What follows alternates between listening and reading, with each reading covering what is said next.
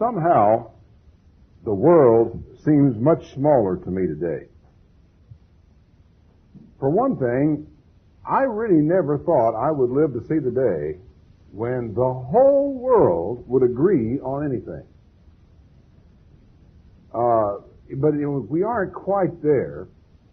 But we have come to a situation where nearly the whole world, and certainly all the great powers of the world, are in complete agreement that there should be a blockade on Iraq, that Iraqi and Kuwaiti assets should be frozen, that if necessary we should be willing to fight to keep the Iraqis from invading Saudi Arabia.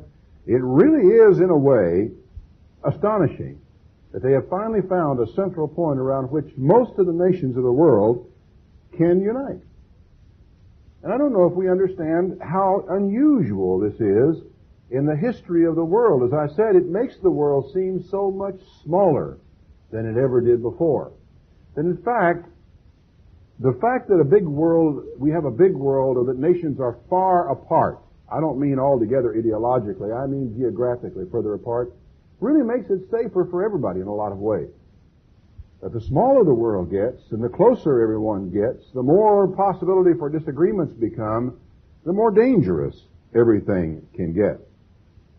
But of course all of us know how it happened. And all of us know why it happened. It happened because the Iraqis were threatening to do something that affected the whole world. It affected everyone's economy. By walking in and taking over Kuwait, they gained control of nearly 1/4 of the world's known oil reserves. They doubled their own, moving up into the 20-odd% of all of the world's oil. And had they moved immediately, had they gone quickly into Saudi Arabia, which they could have done, I do believe, had they done it before now, every day they wait is becoming more and more difficult. I personally believe it was in his intent to do it. Why he hesitated, I don't know. It may have been for the same sort of reason that Hitler hesitated at certain times in his invasions of other countries. But he hesitated. Had he not hesitated, this morning, Saddam Hussein would control nearly half of the world's known oil reserves. Now you think about that. You think about the best man who ever lived, as far as human beings are concerned on this planet, having that much control over a commodity so important to the world. And is there really any commodity on the face of this planet more important to the economy of more nations than oil? Now, it'd be hard to determine what it would be, because even a 10% disruption in the flow of oil into this country can throw us into total chaos. We're dependent right now on foreign oil for over half now, isn't it, of what we use. This could create, if he had gotten control of all of it, a 25% disruption in our own oil supplies. They could cut it off, perhaps more than that, because I think Saudi Arabia is a major source for us. So when you think about it, it really is a small wonder that the United States, that the other Arabic countries, Arabic-speaking countries, have united really against Saddam Hussein and against Iraq, and have thoroughly condemned them for what they have done, because they all are profoundly threatened by what he has done. He is even at this moment in a position, if it were not for the blockade, to really be the controlling force in world oil prices. He could essentially call the shots. So this is all a big part of the reason why we find ourselves watching the news so carefully, listening to the news on the hour, putting up with all these endless interviews of people who seem to be saying something about the thing that doesn't really add much to our knowledge, because we're hoping to gain some additional insight into what is going on down in that part of the world, because it very definitely affects us, and it affects us directly. It's a shame in a way that we would go in and be willing to fight where our oil is at stake, our oil imports, but would not be nearly so excited if it were merely a matter of subjugating another people and of human rights violations in some other part of the world. But again, I guess that is the way these things go. Now, if you add religion to the mix, you really have a dangerous situation. Did you note particularly the references in the speech of Saddam Hussein yesterday to the fact that the Americans, whom I am really surprised, maybe he did, I did not hear the speech, he would normally have referred to us as the infidel. For in fact, we are an infidel power. Being in Saudi Arabia, the country where the holy cities, the holy places, all the most holy places of all of Islam are in Saudi Arabia, and now the infidel is coming in on Arabian soil. Those particular references made me sit up and listen very carefully, because he is introducing not merely a power grab for oil and international power politics, he is introducing religion, jihad, holy war into the picture, or attempting to do so. And surprisingly, he is being listened to by the man in the street in many places, in Jordan, in Egypt, in Saudi Arabia, and elsewhere in the Middle East. Where that will lead is hard to say. The leadership of these countries know better, but how much control they can really exercise once things begin to move is very, very difficult to fathom. And of course, out of the clear blue sky, with no special relevance that I could figure, he spoke of the infidel being in the holy cities and also of the Jews. Now, it seems to me that in the main, Israel has been being rather quiet through this whole thing. Someone asked me, well, what is Israel doing all this? And I said, well, really, practically nothing, and this is the way they like things to be. They're very happy for the Arabs to fight one another, or someone else to fight with the Arabs, and during those periods of time, they can back off, relax, keep a low profile, and strengthen their own defenses and make their own plans for what they want to do. They have been very quiet. They didn't help them any.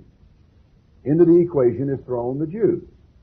And of course, that was a natural thing to follow, because when you start talking about the holy cities of Islam, you are speaking of Mecca and Medina and Jerusalem. For it also is a holy city of Islam.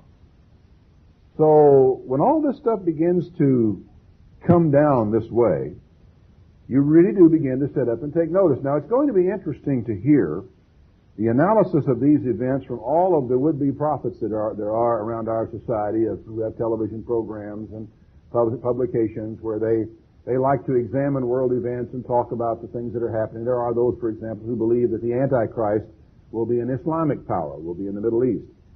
There are those who believed in time past, I'm not sure where they are now, that the Antichrist or the King of the North or the powers that would cause the United States its biggest trouble were Russia. Of course, we have never believed that, never taught that, never accepted that. And I don't know where all those people who believed that Russia would be the one that finally destroyed the United States, I don't know where they are coming from today. I haven't happened on to any of them recently. But it is going to be interesting to see what they have to say about it, because there are some very important things in all this. For example, Iraq, in case you were not aware of this, sits squarely in the middle of what used to be, or what would have been known in the book of Daniel as the territory of the King of the North. Now, does the King of the North ring any bells with anybody here? You ever remember hearing anything about a King of the North? Well, in Daniel 11, there's a little expression that says, at the time of the end, the King of the South would push against the King of the North, and the King of the North would come against him with great power and enter into the Holy Land. So consequently, the King of the North, whoever he turns out to be, is an important personage as we come down to the end. Now, Saddam Hussein, right now, is the most powerful man in the area that was, at one time, the King of the North. Did you realize that the site of ancient Babylon is in Iraq? Did you realize that he sits astride not only the site of ancient Babylon, but also of ancient Nineveh, and that the area is the kingdom of Assyria, was right in the area that where Iraq is today? It's interesting to contemplate where he is. It's also interesting to contemplate where he is and what he is doing. And someone shocked me the other day. They said they had seen something to the effect that Saddam Hussein, compares himself in some ways with Nebuchadnezzar, of all people. He doesn't so much identify himself with the conquering prophets of Islam in the past. He goes back even further than that to ancient Nebuchadnezzar. But prophecy can be tricky. And many people who will look at that, I think you can count on the fact that someone is going to tumble to the fact that he is in the position of the king of the north, that it is ancient Assyria, that it is ancient Babylon in those places, and they're going to come to certain conclusions about who he is and what he is doing. And they're going to make a serious mistake in the process. Now, Paul says, whether there be prophecies, they shall fail. He made that little statement as an aside almost in the love chapter, 1 Corinthians 13, I think, verse 8, where he spoke about, how that we will have prophecies will fail, tongues will cease, all these things will happen, but love goes on. Anyone who is going to study prophecy needs to get a firm grip on that concept before they even start. Because the fact of the matter is that prophecy, as one man named Jonah learned to his sorrow, can not come to pass. God can give a prophecy, and then that prophecy not happen. Jonah walked into the city of Nineveh and says, "Yet 40 days and Nineveh shall be overthrown." They repented. That was the joker in the day. And so when they repented, God repented, 40 days came and 40 days went, and Nineveh was not overthrown. Whether there be prophecy, they shall fail. And of course, oftentimes, what that could also just as easily refer to is whether there are humanly devised schemes of prophecy, scenarios of prophecy, outlines of prophecy, explanations of prophecy, that they will fail. Most people who study prophecy and advance scenarios of prophecy fail and err because they have never mastered the fundamentals. They depart from the fundamentals and they build their prophetic scenarios like castles in the air without foundation. And those of you who heard me speak on this before know that I consider history to be the foundation of prophecy. And unless you have a grasp of history, unless you know what came before, you have no chance of understanding what is going to happen in the future. Writing a scenario of the next few years, an exact scenario, is impossible. But there are a few fundamental benchmarks that can, from time to time, tell us where we are.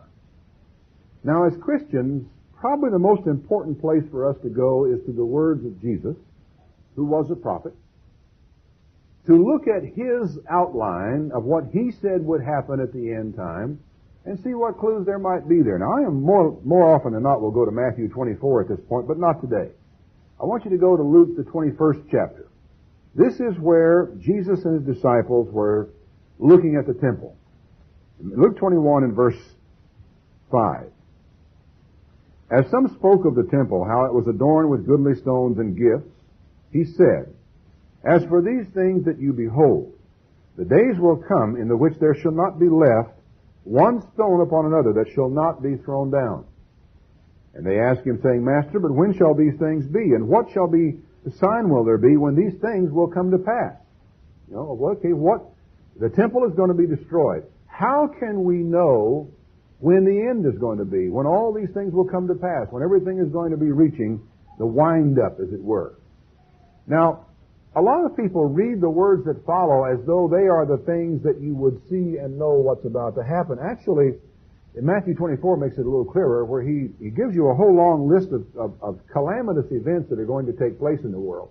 Wars and rumors of wars, famines, earthquakes, all type of catastrophes from one end of the earth to the other. And then he says to his disciples, "Be not dismayed, the end is not yet." Merely because you have wars, rumors of wars, fightings, tumults, earthquakes, famines, does not mean that the end is necessarily upon you. There is a great deal more to it than that. He has a number of things that he says to them, but he gets more to the point of what I want to look at in verse 20. He says, "When you shall see Jerusalem compassed with armies, then you will know that the desolation thereof is nigh." Now, Jerusalem in its history has been encompassed with armies again and again and again. We will perhaps, conceivably, we could see it encompassed with armies one more time without it being the end. In fact, we have seen Jerusalem encompassed with armies in our lifetime, and it was not the end. However, those armies happened to be Jewish armies the last time. They actually besieged the city. They are the ones that took the city. And there's no way that them retaking the holy city could possibly be fulfilled in this way, or be fulfilling this particular prophecy. But any time you see Jerusalem encompassed with armies is a time when you ought to sit up and take notice. And of course, many people are going to be looking at what's happening now, and the Israelis are concerned because they have already gone through the motions of passing out gas masks and chemical warfare protection to both soldiers and to citizens in their own country. They realize the potential that is there, and they realize that this man will not hesitate to use chemical weapons. In fact, might take delight in using chemical weapons against Israel. And so it is that they begin to prepare themselves. It's not at all inconceivable that Saddam Hussein and his armies could come marching right through Jordan, who would not oppose them in any way, right into Palestine, and besiege the holy city one more time. If that were to happen in the next week or two, many of us would say, well, it's sure time for anybody in Jerusalem to be fleeing into the mountains, which would indeed be a good idea, regardless of which particular captivity it turned out to be. You will know that the desolation of Jerusalem, he said, is near. Then let them which are in Judea flee to the mountains. Let them who are in the midst of it depart out. Let not them that are in let not them that are in the countries enter thereinto. For these be the days of vengeance, that all things which are written may be fulfilled. Woe to them who are with child, to them that give suck in those days, so there shall be great distress in the land, and wrath upon this people. They shall fall by the edge of the sword, shall be led away captive into all nations, and Jerusalem shall be trodden down of the Gentiles until the times of the Gentiles be fulfilled. Now, there's been a lot said about the times of the Gentiles, but the fact of the matter is, apart from any historical fulfillment of 2,520 years, which you may have heard about, there is a short 3.5-year period at the very end time in which Jerusalem is under the control of and trodden down under the foot of the Gentiles. That is the times of the Gentiles as it is spoken of by Luke and the others. There shall be signs in the sun, the moon, the stars, and upon the earth. Distress of nations with perplexity, the sea and the waves rolling, men's hearts failing them for fear, and looking after those things which are coming upon the earth. For the powers of the heavens shall be shaken. And then they shall see the Son of Man coming in a cloud with power and great glory. Where are we? Well, not much question about it, are we? Jerusalem is surrounded.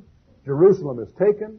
The times of the Gentiles ensue. They end with the return of Jesus Christ, which is going to be something close to 3.5 years later, if we understand it correctly.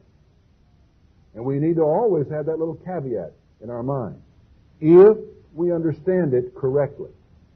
There are the benchmarks. There are the rock-solid places where we know where we are.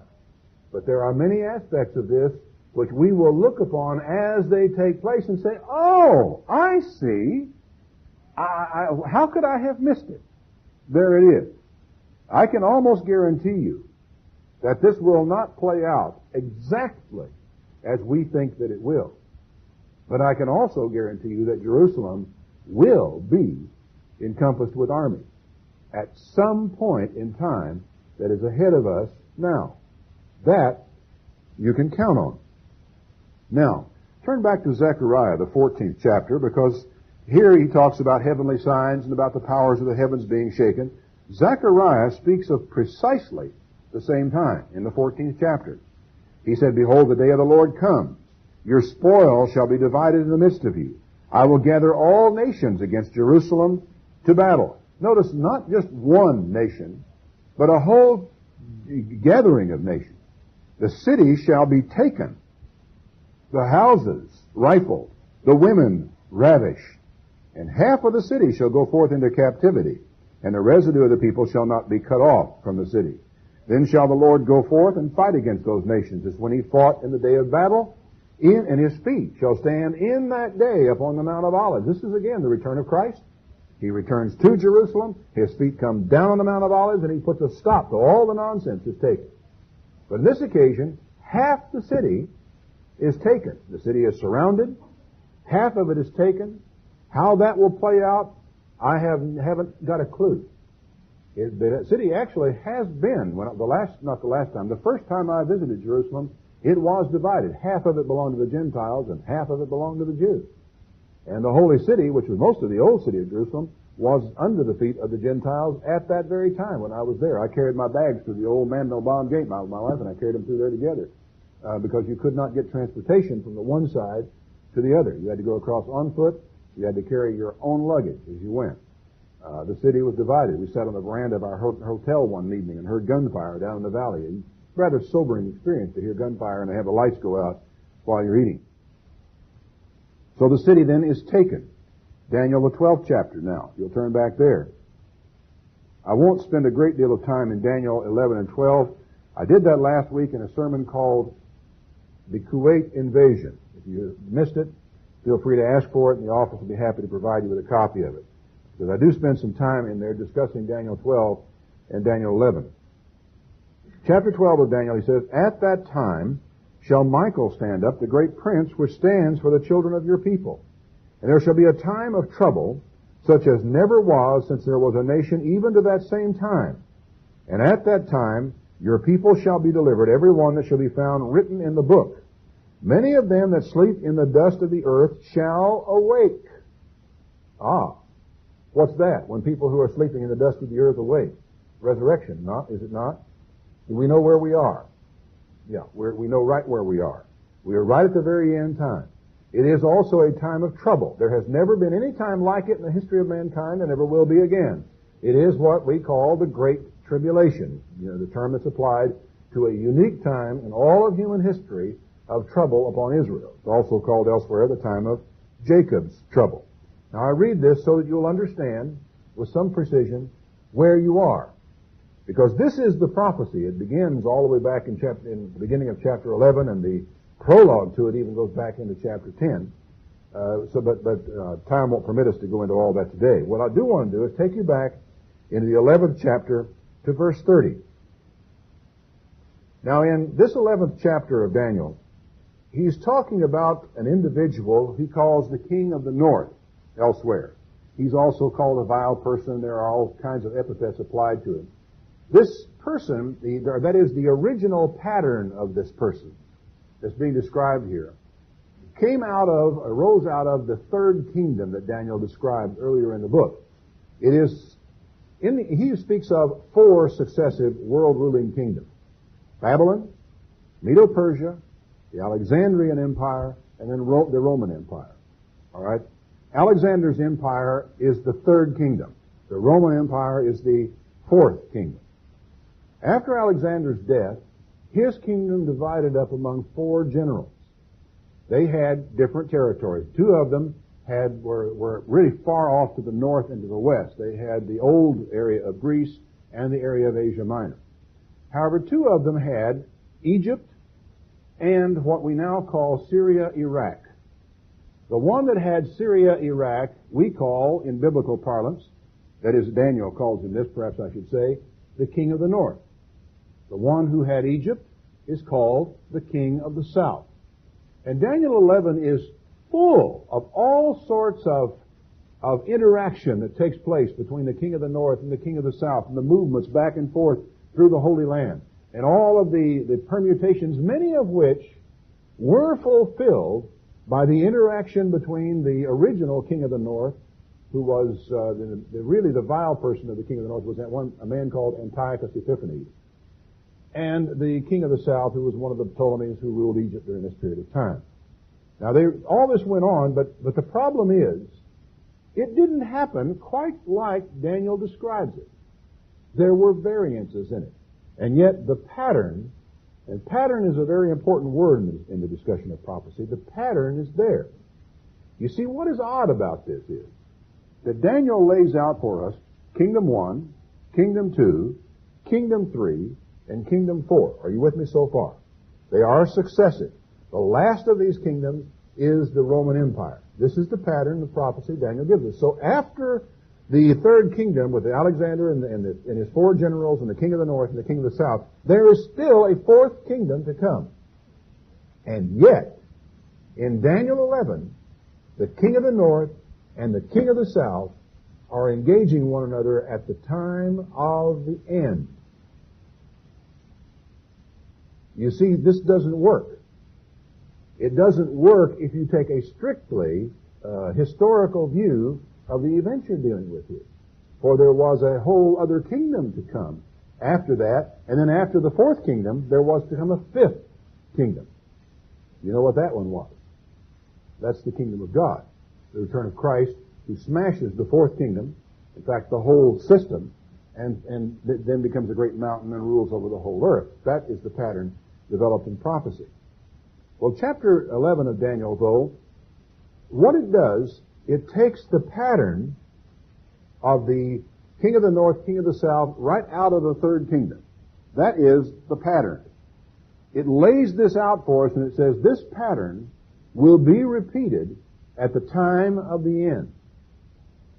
Now, in Isaiah 41, and I think about verse 21 and 22, it tells you that if you're going to understand prophecy, you have to consider the former things, what they be, and set your mind and your heart on them so you can understand the latter end thereof. And the objective is not so much so that you'll understand what Antiochus Epiphanes did, but so that you will understand what another man like him will do at the very time of the end. And there are several very important considerations for you in this to understand, because that I think oftentimes get overlooked when people get to watching events and not connecting those events properly either to the Bible or to history. Anyway, beginning in verse 30, for the ships of Kittim shall come against him, therefore he shall be grieved and return and have indignation against the Holy Covenant. Who is he? He, historically, was a man named Antiochus Epiphanes. He, in prophecy, is, quote, the king of the north, whoever that plays out to be in the pattern that is yet ahead of us. He said, he shall have indignation against the Holy Covenant. So shall he do. He shall return and have intelligence with them that forsake the Holy Covenant. In other words, there are going to be traitors from among the Jews who have concourse with this king of the north, and they are going to be involved in the people who forsake the Holy Covenant are going to be involved with this one who has indignation against the people of the Holy Covenant. Arms shall stand on his part, and they shall pollute the sanctuary of strength, take away the daily sacrifice, and place the abomination that makes desolate. Now, if you had nothing more than this to go on, you'd sure wonder what in the world that was all about. But remember, we've talked about Jerusalem being encompassed with armies. The city is taken, and the house is rifled and the women ravished. Half the city goes forth into captivity. Half the city is allowed to remain behind. One of the first things that is done after this happens is the stopping of the daily sacrifice. Now, there is something so obvious that follows on that you might possibly miss it. For the daily sacrifices to have been stopped, they had to have been started, right? To offer the daily sacrifices, what do you need? You need an altar. You need a priesthood. For there to be a priesthood and an altar, there must be a temple. Perhaps not a temple, perhaps a tabernacle. And so consequently, we look at this and we say to ourselves, well, it must be that prior to the time of the end, the Jews are going to do something to build a temple there. Now, what is also interesting about this, whoever this person is has indignation against, quote, the Holy Covenant. What does that mean? Why, and why should he? And what relevance possibly could that have to these goings-on? Well, let's keep that little thought in our minds and press on with this. He's going to place the abomination that makes desolate. Antiochus Epiphanes, the pattern of all this, did something. He actually went in there, stopped the daily sacrifice, put up his own altar. Actually, I think he offered swine's blood on the altar of God. He set up a statue of Jupiter Olympus right in the temple of God. And this is what was referred to by the Jews historically as the abomination of desolation. They saw that as the fulfillment of what is written right here. But then Jesus will come along, and he will say to us in Matthew 24, which he does, when you shall see the abomination of desolation spoken of by the prophet. Future. Not Antiochus. So this one that we read of here in Daniel the prophet is not one of the generals of Alexander and his descendants. He is somebody entirely different. And all you see in the historical fulfillment is a pattern. And the pattern is extremely valuable because of what it helps you to understand. But the people that know their God shall be strong and do exploits. And they that understand among the people shall instruct many, yet they shall fall by the sword, and by flame, and by captivity, and by spoil many days. Now when they shall fall, they shall be helped with a little help. But many will cleave to them with flatteries, which is always the case when there's great turmoil of people politicking. Some of them of understanding shall fall, to try them, and to purge them, and to make them white, even to the time of the end. For it is yet for a time appointed. And the king shall do according to his will. He shall exalt himself and magnify himself above every god, and shall speak marvelous things against the God of gods, and shall prosper until the indignation be accomplished. For that is determined shall be done. That tells you something very important about the king of the north that you may not have known. It tells you he cannot be a Muslim. He cannot be a Muslim. For the Muslims are the most strictly monotheistic people on the face of this earth except for the Jews. And they do not believe that they worship a different God from the Jews. They simply pronounce his name differently. They call him Allah. The Jews might use the term Elohim, but they both are referring in their minds, in their discussions, the Arabs feel that their God, Allah, is the God of Abraham and of Isaac and of Jacob. And they consider Abraham to be their father. So for them, for someone who is Islamic, to come into this area and to set up an idol would be an absolute abomination to all of Islam. Islam would consider this person an infidel, would they not? Now, it is conceivable that he might have been a Muslim.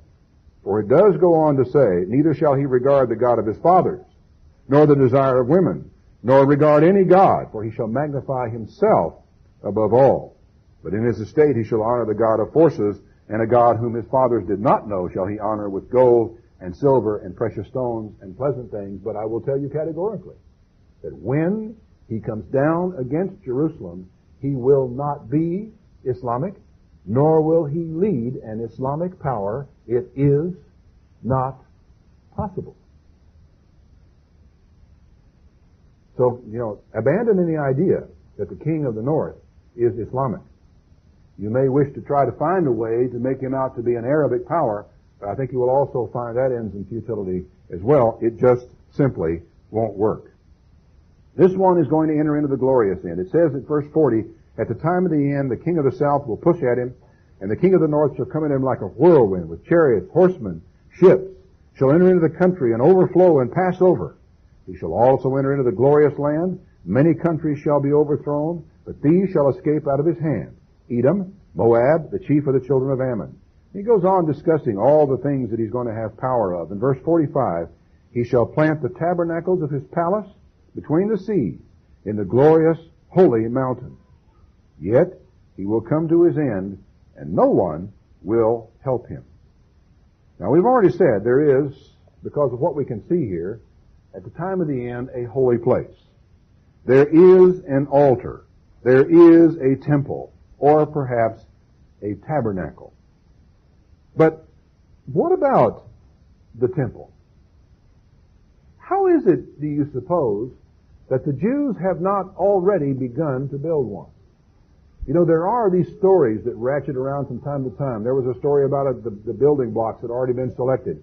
And it appeared somewhere that they were actually in boxes or in crates, and they were on a particular dock, and they had the dock number in New York. Mr. Armstrong saw that. He dispatched a team immediately to the spot to see if it was true. There was no truth in it. They weren't there. They never had been there, and they were able to determine that the story was a hoax.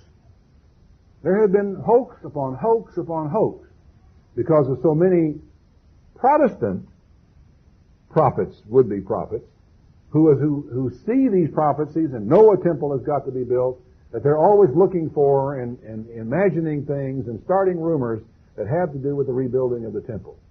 But when you think about it, it is kind of surprising that the Jews have not done so, have made no move to do so already. Why? Okay, well, we can probably find reasons why they have not, but the next question, which in a way is more important, is, what will there be next year that would cause them to build a temple that would not have caused them to build it last year?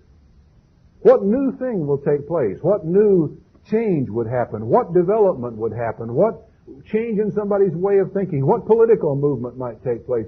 How could it possibly be? Why should they build one now when they haven't done it for all these years, when they've had the control of the place?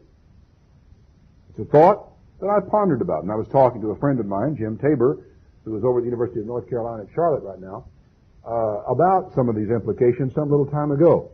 I want you to turn back to 2 Chronicles. And while we go there, 2 Chronicles chapter 8 in particular,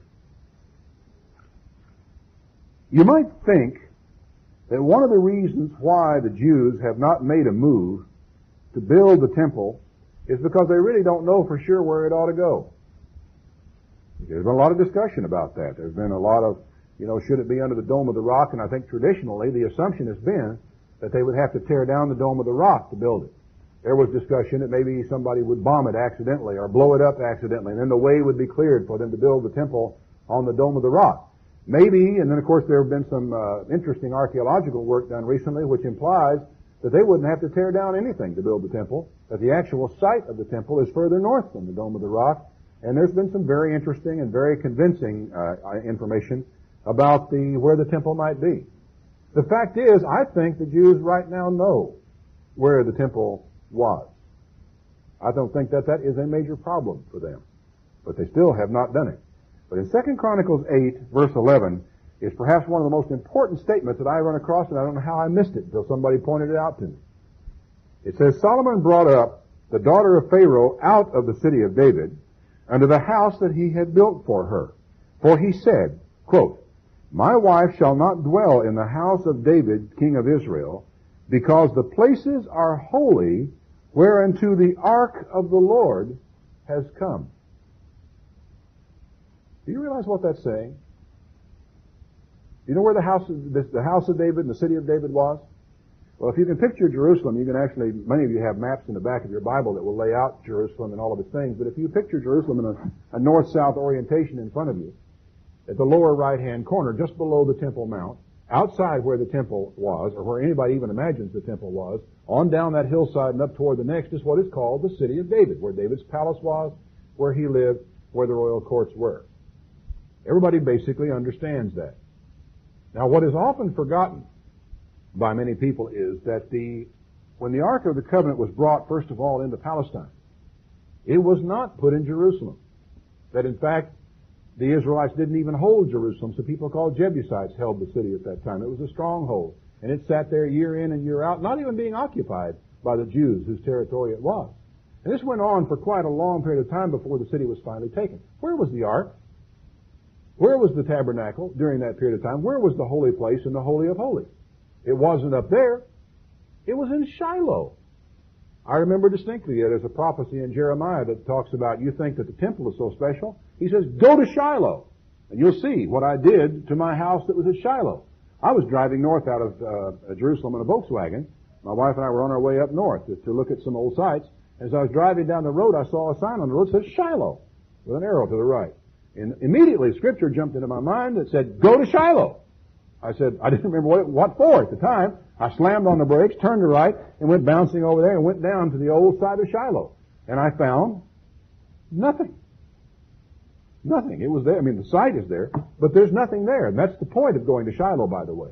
Go to Shiloh and see what I did to it. There is nothing there. That's what happens because you think a place is holy. The whole message of Jeremiah, you'll find that in the 7th chapter of Jeremiah. He says, don't stand around here and tell me, well, the temple of the Lord, the temple of the Lord, the temple of the Lord are these. God won't do anything here. This is a holy place. He says, go to Shiloh. It was holy. See what I did to it. Shiloh's not holy anymore. God's presence is not there. The tabernacle is not there. The temple is not there. But it was. Well, they took the Ark of the Covenant out of the tabernacle in the days of when Eli was the high priest, and they carried it into battle when they went to battle against the Philistines. And the Philistines conquered them. They whipped them thoroughly while they were down there, and they took the Ark of the Covenant away from Israel. Then they took it back into their own land. They set it up in the temple of Dagon, their god. And they all went to bed that night. They got up the next morning, and the big idol of Dagon, with his head and his hands up like this, in this position, had fallen over on the threshold and broken off both hands and its head before the ark of God, which was across the way. The Philistines didn't like that very much. But that was simple compared to what happened to them next. The whole nation began to develop hemorrhoids. Severe hemorrhoids. Painful hemorrhoids. And they tried everything under the sun to get rid of their hemorrhoids. They even made little golden hemorrhoids. And whatever that looks like, I can't imagine. The very thought is, you wonder what people do. But they went, and they also had a plague of mice about the same time. Well, God plagued them and plagued them and plagued them, and finally one of them says, it's just possible that we shouldn't be keeping this ark. So they loaded it up. They didn't know what to do for sure. They built a cart. They put the ark on the cart. They put some oxen on it. They smacked the oxen across the rump and says, okay, what's going to happen? Let's watch them. And the oxen, as soon as they were released, took off right up the road toward Jerusalem. God rather made his point, didn't he? The story of how it got back was fascinating in itself. It made it part way back. The Israelites found it. They took it off. They tore up the cart, burnt them, and sacrificed the oxen and praised God for sending back the ark. They came down and tried to take it up, and a bunch of them looked into the ark and were killed for even looking into it. And that scared everybody, and they put it in somebody's house and left it for a while. And then David tried to bring it back. Famous Uzzah put up his hand to steady the ark, and he was killed, and they put it in somebody's house for a while.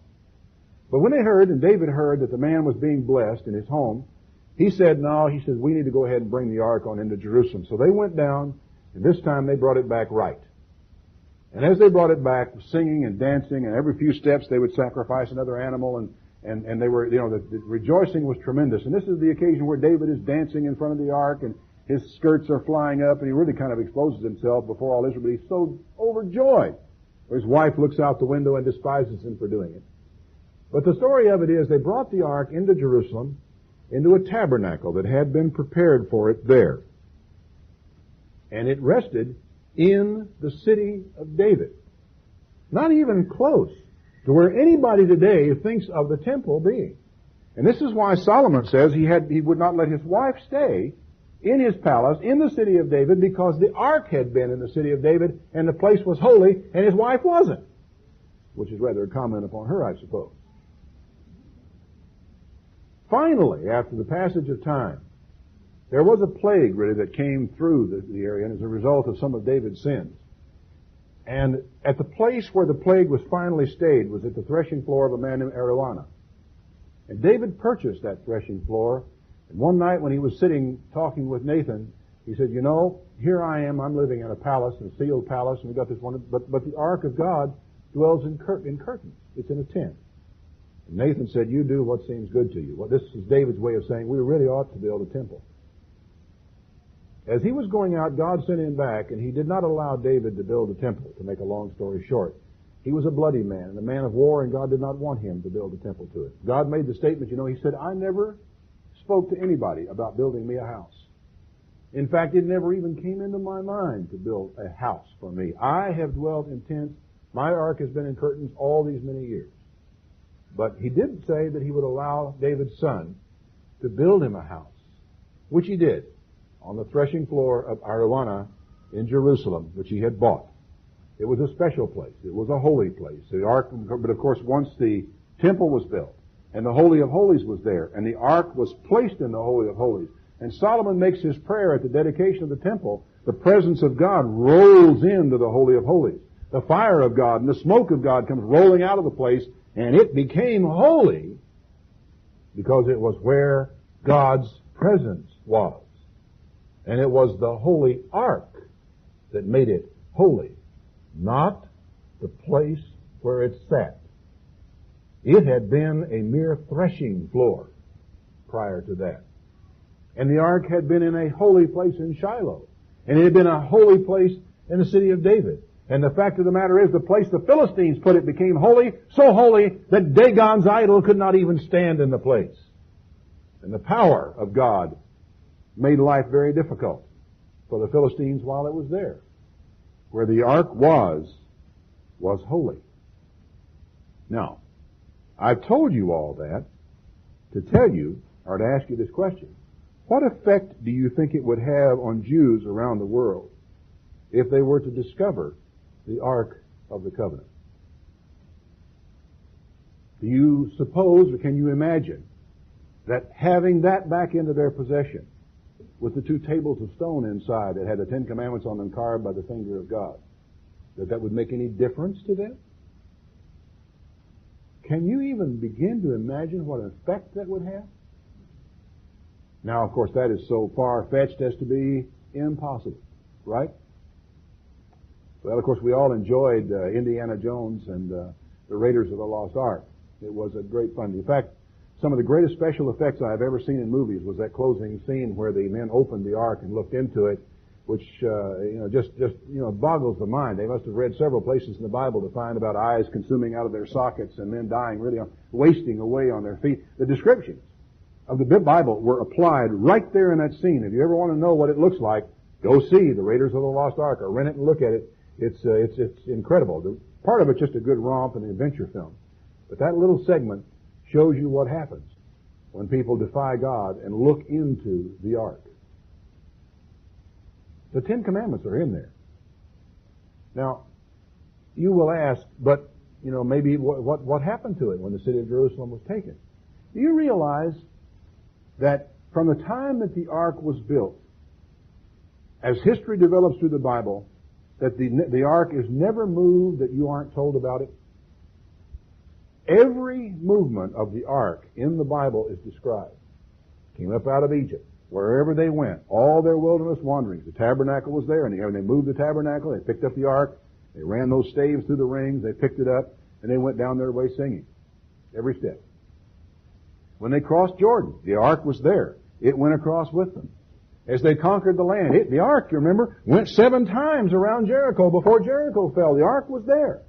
The ark's movements all the way up to Shiloh, and the building of the tabernacle there, and the establishment's all there. The ark's being carried out into battle against the Philistines is there. Its sojourn in the land of the Philistines is there. The time it was in the temple of Dagon is there. The time it came back behind some oxen is there. The time it was in the city of David is described for us. It being put in the temple is there. Every movement of the ark is described except the last. Now let me ask you this.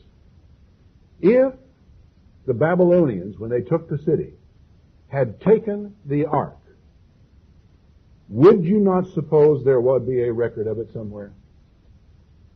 The record when the Philistines took it is here. There is not one word about where it went. There is a legend that the Ark of the Covenant is in Ethiopia. There's also a legend that the Queen of Ethiopia was given by Solomon a replica of the Ark of the Covenant. Not the original, but a replica of it, which was carried into Ethiopia. There are strong, legends to attest to the fact that the thing is there, even now. That it's in a church in Ethiopia. It is behind curtains, the replica, that is. And it may well be that this story of the replica would account for the idea that the Ark of the Covenant itself is somehow in Ethiopia. But when you understand Jewish history, when you read of the history of the priesthood, of the Jews, of the way that they have gone about doing things, and when you know the importance of the Ark and their history and of what had happened to it years gone by in the past, is it too far-fetched to have imagined that the priest would have found a way to hide the Ark of the Covenant where the Babylonians would never have found it? I don't find that far-fetched at all. In fact, I find it most reasonable. But where? It's something that would really stimulate the imagination, the thoughts, it was something that would drive men to greater lengths than you ever saw in the movie on the subject. And once found, it would play out so far differently from the way the movie played out that it boggles the mind once again. Of course, it's a very real possibility that it is not 100 yards from where it originally sat at the threshing floor of Aravana. Very real possibility. But who knows where or where to look? But can you imagine what would happen if it were found? And do you realize that they would not have to even disturb the Dome of the Rock or the Mosque of Omar to build a temple? They could build it in Shiloh as easily as not. For it was there before. It could simply go back. Because you see, the presence of the ark would finally make it possible for the temple to be somewhere other than that particular little square of ground. Now, it may well be there. It may well happen as we have often speculated. It may well be that something will happen to blow up the Dome of the Rock. It may well be that that will happen. But something should occur to you about this king of the north. Remember, it said it had indignation against the Holy Covenant. Why the Holy Covenant? I mean, the Holy Covenant has been around for ever since there have been Jews and Israelites on the face of this earth. What sin is it about this man having indignation against, quote, the Holy Covenant? One wonders if that could be indirectly a reference to the Ark of the Covenant and what it means and where it is. For indeed, the tables of the covenant are presumably still in that ark, wherever that ark is, unless, of course, it was destroyed. And I, cannot rule out of my mind entirely the possibility that it was. But when you think about it, in connection with all that's going on right now, one thing is abundantly clear to me. There is rather a lot yet to happen in this world that the Bible has shown us is to happen before the return of Christ. Before these things can play out. For indeed, if you look at someone like Saddam Hussein as though he were the Antichrist or as though he were the king of the north or as though he were playing out one of these, then you must accept the rest of the prophecies that surround it, and they call for a temple, a holy place, sacrifices, and an abomination that desolates the holy place. You can't have one without the other, right? So when you look at all these things, they rather play out, fascinating as you look down toward the end time. And I've told you all these things, really, simply so, as Jesus said, you're going to hear of wars and rumors of wars. You're going to hear of earthquakes in various places. Be not dismayed. The end is not yet. And I might even say now, the end is not quite yet. For indeed, I suspect that much of what is taking place right now is prelude. There are some things that are going to have to change, frankly, on the world scene for other things to take place. For the scenarios of prophecy that we imagine and we think are going to take place, many changes would have to take place. One of the most dramatic ones took place in 1989. That was the collapse of the Soviet Empire, the taking down of the Berlin Wall.